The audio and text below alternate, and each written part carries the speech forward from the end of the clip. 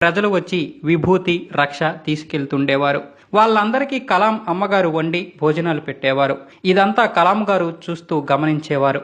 కానీ అంత చిన్న వయసులోనే ఆయనలో కొన్ని ఆలోచనలు రేకెత్తేవి. ఈ మంత్రాలకి జబ్బులు ఎలా నయమవుతాయి, ఇదంతా దేవుడి దగ్గరికి ఎలా చేర్చుతాయి అని ఆలోచించేవారు.